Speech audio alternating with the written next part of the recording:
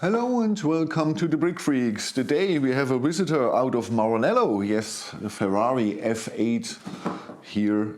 Well, it's the F8 Spider. We will change this in a few moments. From the company Small Angle, not Small Angel, Small Angle, the F8 supercar. Model number is JD018 and 3,781 pieces, so that's around the piece count of the last Lego supercars. The adventures of the bag.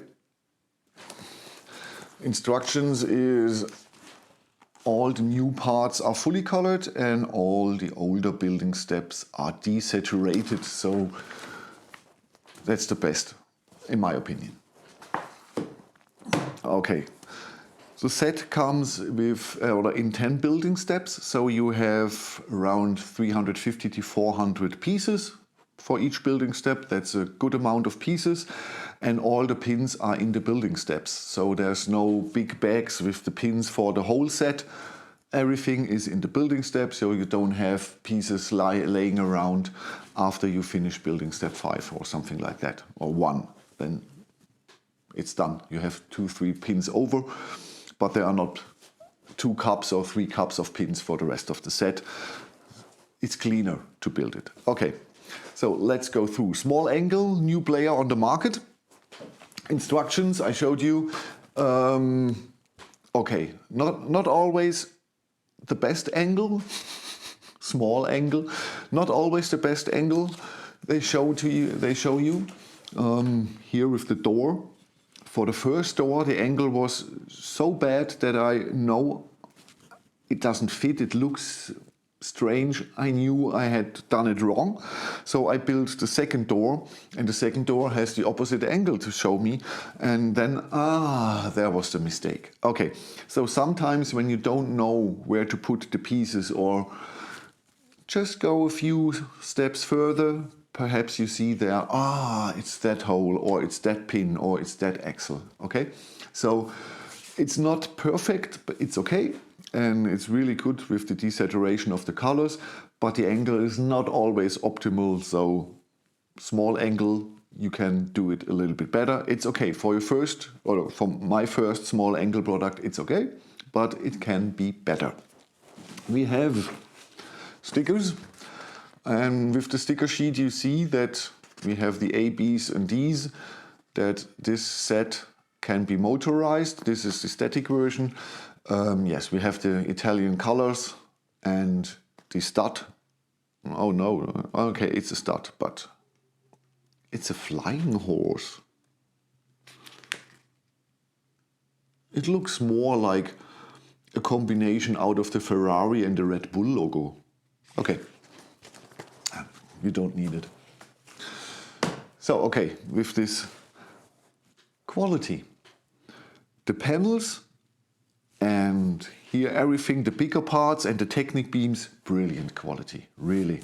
Look at this here. There's no scratch at all. Nowhere. Nowhere. This is, for panel-wise and Technic beam-wise, one of the best qualities I have ever had here on the table. It's not matte, it's no micro scratches, nothing. Really brilliant. Some of the pins are a little bit harder, not like TGL, more like Rare Bricks or Rio Bricks. Perhaps the pieces are from Rare Bricks. The bags looked a little bit like the Rare Bricks bags. If somebody knows, please write it in the comments. If you want to know, look at the German version of the video in the comments. Perhaps one of the German guy has answered my question. I don't know exactly, but the quality is good. Some of the pins, like I said, are a little bit harder to push, but overall, no problem at all. And yeah, the panels are so good looking. Really good looking. Okay, this beast, the Beauty and the Beast, the video title. It's a beauty and it's a beast, cause I had 1.5 weeks no video, cause I was 18 to 20 hours really working on this here. And the assembly process is fun and pain, both. Most time it makes a lot of fun. It's not a rookie set, this is a professional set. It's you need much more smaller pieces, you build it out of more pieces than most of the others 1x8 sets, because we have no gearbox with nearly 3,800 pieces, no gearbox, nothing, a lot of small pieces underneath. It's really a lot of small pieces. And sometimes you don't see the axles good and it's all... There's not much room sometimes. But the worst thing is, from here to here and here to here, you have to push 32 length carbon axles through a lot of Technic beams and connectors. And at the end, you should hit a small gear, the Ter one in transparent, but from the size, the small Ter one. And this is for the height adjustment of the suspension. And this is nearly impossible. It is one of... I have this channel nearly 6 years. I built a lot of these cars and sets, a lot of them. But this was one of the most annoying moments in my life, really. To push this through and then it doesn't fit into the gear. It doesn't fit into the gear because you can't hold the gear. There's no space. You have to lay the gear there and hope that your pressure... horrible. The same with the worm gears here, directly under the suspension, where you lift up the suspension. The worm gears, you put them in after nearly everything is done, and there's not much room to put in the worm gears and to bring them in the right position to push the axle through. So there are some of these moments where you really want to throw this against the wall, really. But the rest is great. That's it. It's a lot of fun and a little bit of pain. The pain is really hurting, but most is fun on this set. It's really unique. I never assembled a car out of so many pieces and strange building techniques. It makes a lot of fun, but yeah, you really, when you're done, you're done.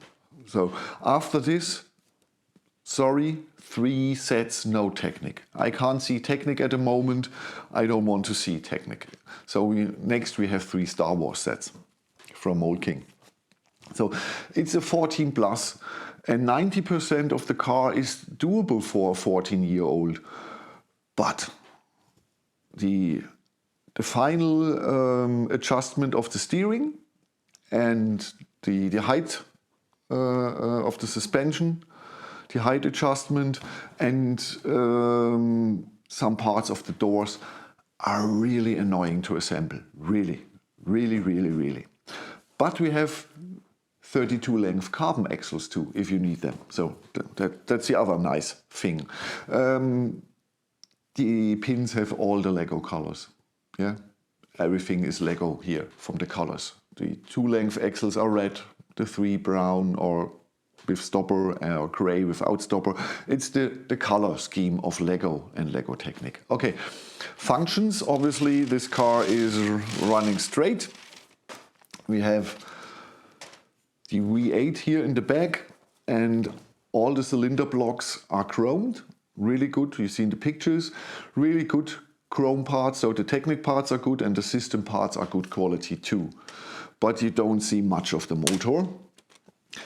Sorry for not showing you pictures of the assembly process. Something happened with my smartphone.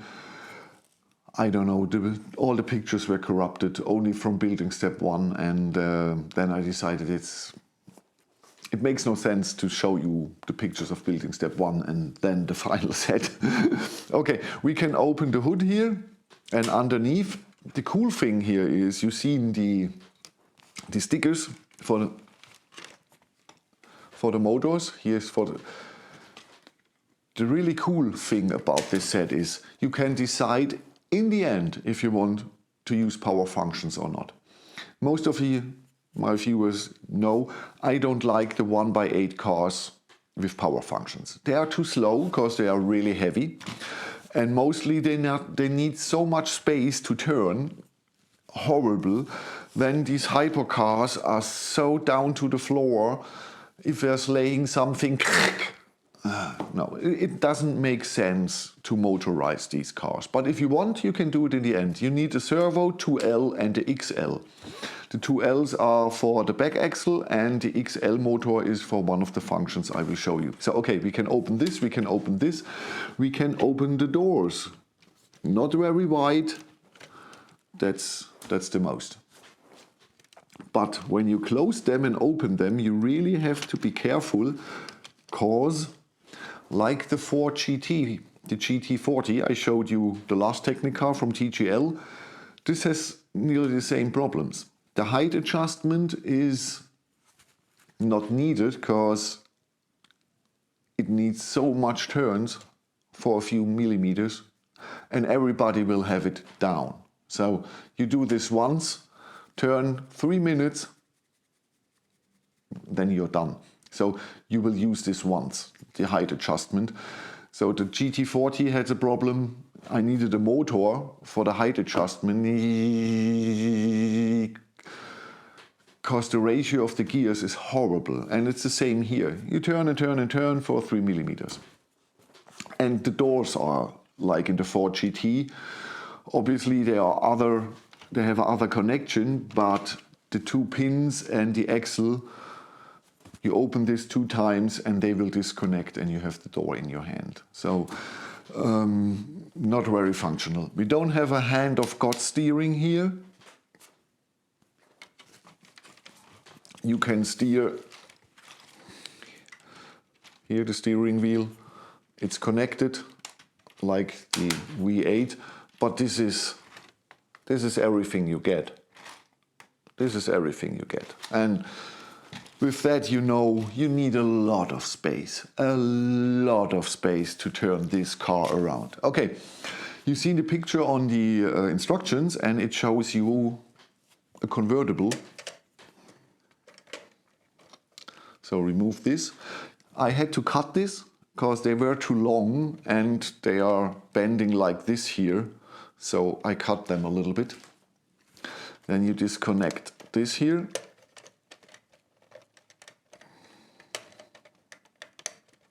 So normally these 2 Technic beams are connected with 4 of the pins here to the seats, or not to the seats, but to the chassis. I didn't use them because it's not much space to get them out. You need this here to get them out. And so I decided after the German version, I only put it in here. Okay, and then we need this here to have a solid A-pillar. And now we have in German, the cabriolet, convertible, in German, a cabrio. Okay, you can plug on here. So I don't know if this is up or is it down.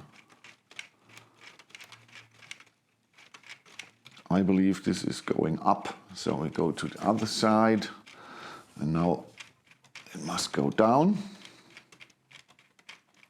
And you see it needs a lot of turns for a few millimeters.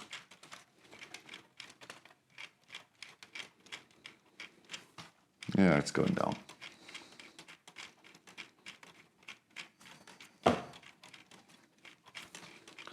I believe you don't hear a noise or something when you're done.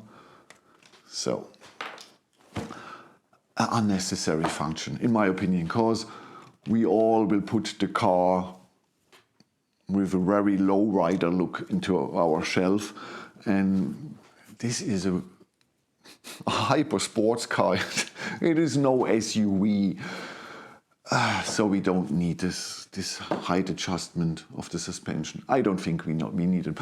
And you buy this with the most annoying building step I have ever had in any Technic set, with this 32 long axle pushing through. That was so annoying. It took me 1 hour of this 19 or 20 hours for that.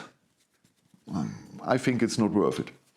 But if you want to use this, then just connect a motor and a battery box and do it electrically. It saves a lot of time. It saves a lot of time. Okay. Not much more to say. Not much more to say. The car is looking gorgeous for a Technicar, a 1x8 Technicar. It's really looking gorgeous. It's really looking like the original, not with a lot of other cars. What is it? I don't know. It's a hypercar, but it could be anything. No, this is a Ferrari. And it's not a Ferrari because it's red, it's a Ferrari because of its silhouette. You see that this is a Ferrari. Okay, I liked the rims. I like everything about this. Only the 3-4 building steps that are annoying and painful. The rest is absolutely good or gorgeous. I think it's gorgeous looking. The assembly process is 95% really fun and entertaining. Only the 5% where you want to throw it away. Yeah. Oh, length, height, and width. So we are at, I measured first 52 in the German version. It's 52.5, nearly 53. And with 53 or 52, it's not exactly 1x8, it's 1.89.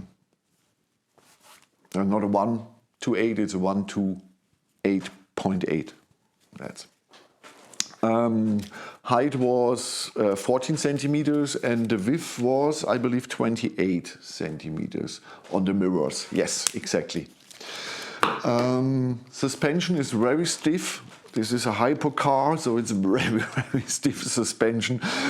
I'm 52 nearly, and I know if I ride this here a longer time, my back will hurt like hell, especially with that kind of seats. Okay, and I don't know if I will come out of this car.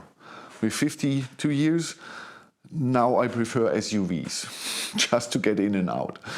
Okay, what's my final words? It's a beauty and a beast. Thank you for watching. Have a good time. Bye-bye.